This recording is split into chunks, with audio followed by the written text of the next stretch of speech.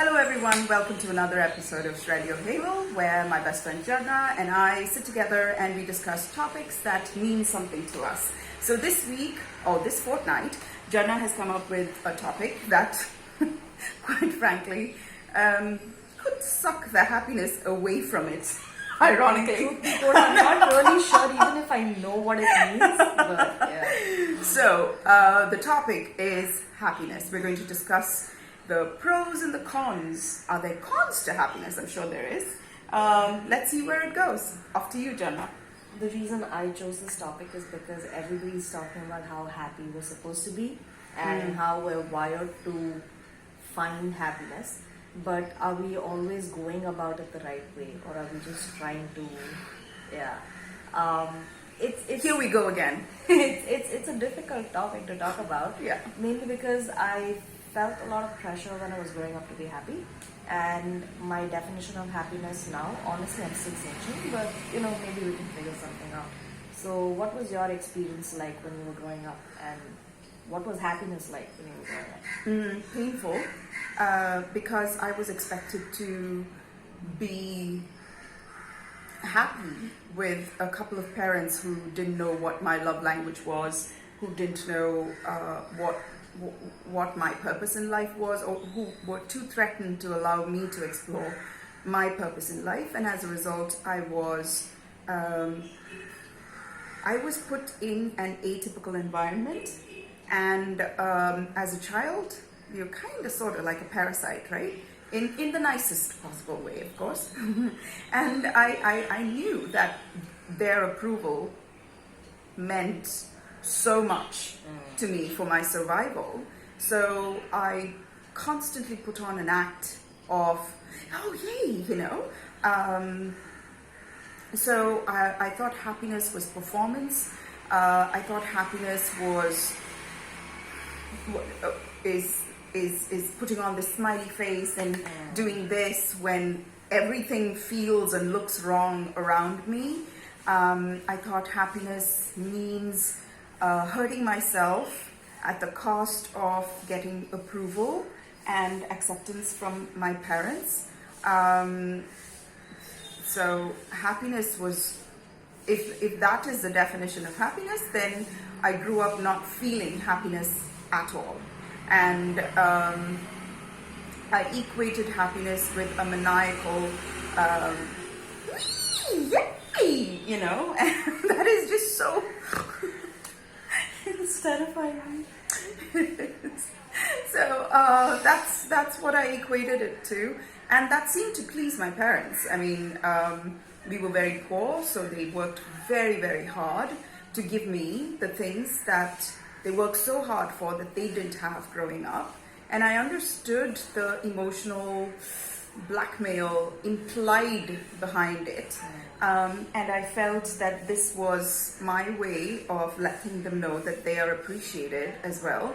And that's a huge burden for any child to carry, to have that sort of adult reasoning, right? But I felt very grown up that I could think like that, and I could say those things to my sister and make her squeal in happiness for everything that was happening to us as well. But yeah, no, my experience with happiness was abysmal. I just didn't know what happiness was. What about you, Jharna?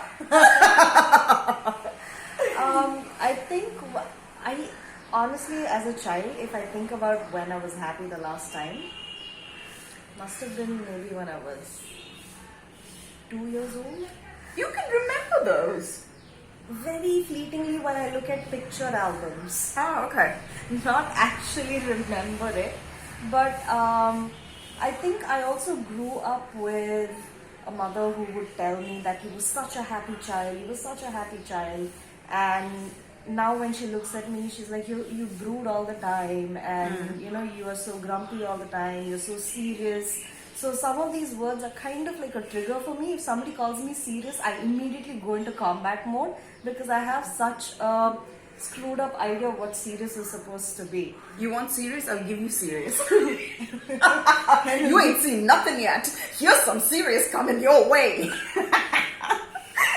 So I think maybe when I was 2 or 3 years old, I think that's like the last recollection I have of me being a happy child, and that too only from pictures that I see from way back. But otherwise, I don't really remember what I was like. But I grew up very, very angry. I was angry all the time. I'd have really bad temper tantrums. I would yell at people. I would scream. And I didn't know why I was doing that. Were you And- hard though? Sorry? Yeah, I used to feel very hurt all the time. Okay. And I, like, now I can say that, you know, it was because I was hurt and I was screaming and getting angry, so somebody would take notice of that.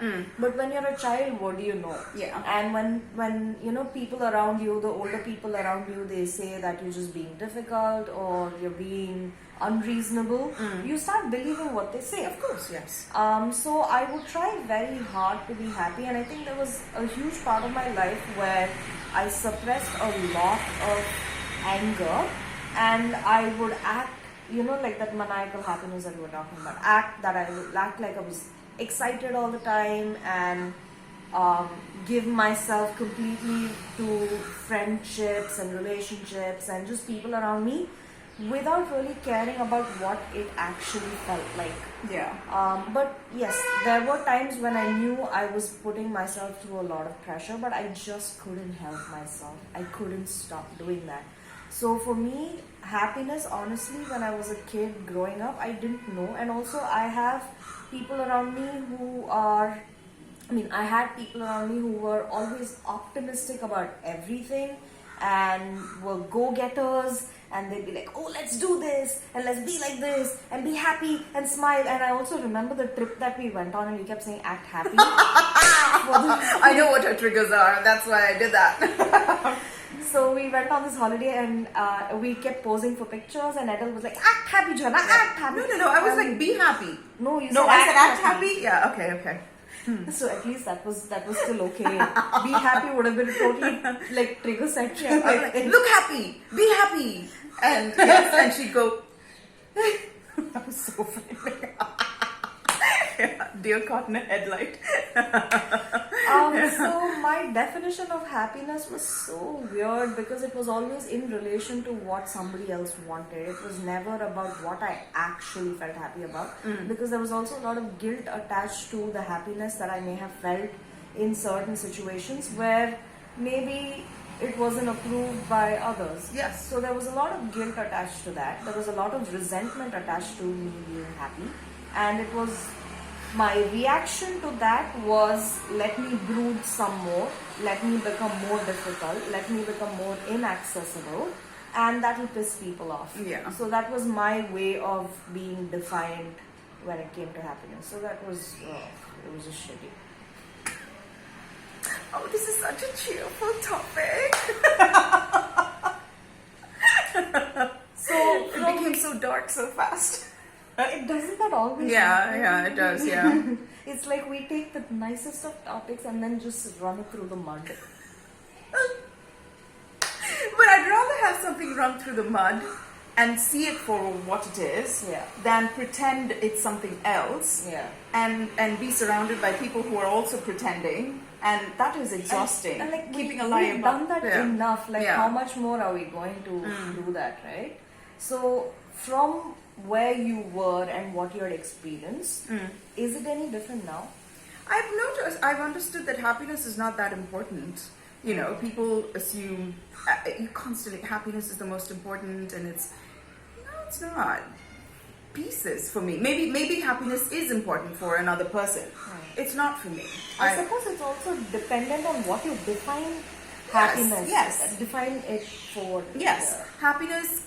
I love the Hebrew word shalom and the Arabic word salam. When they say peace be upon you, right?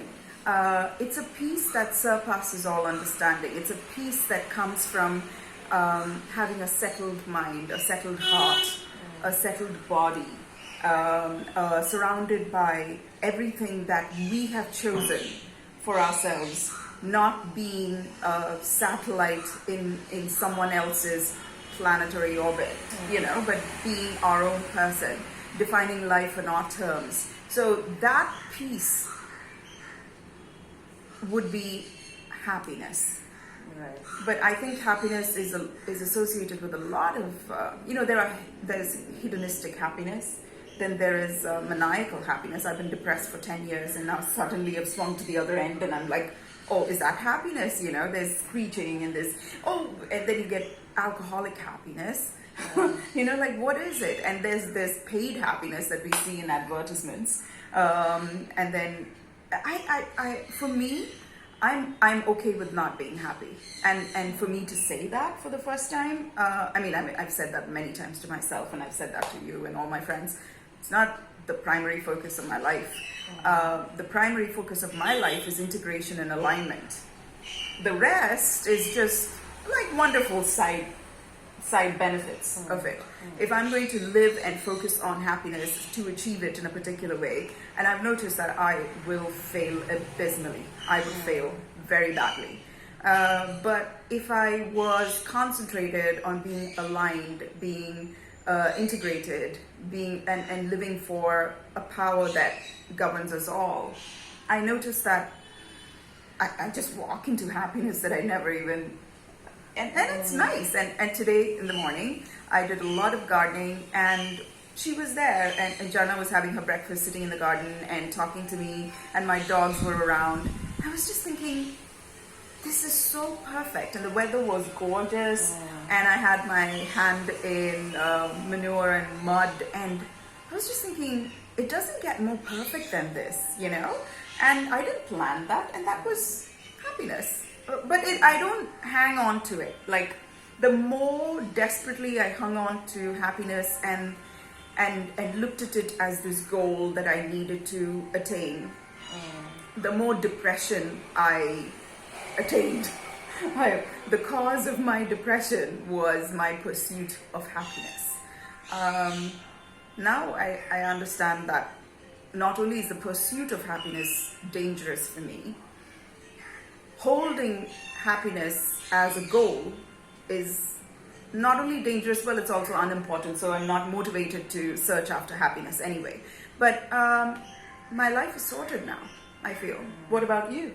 I'm still trying to figure out what happiness is, because I enjoy doing things that give meaning to my life. And in the way of that, if I feel happy, I'm like, okay, this is good. It's like you said, I'm not trying to chase after happiness because it's exhausting. Like, there's just no end to it. And if you're looking for happiness, then you will try all kinds of roundabout ways to get there.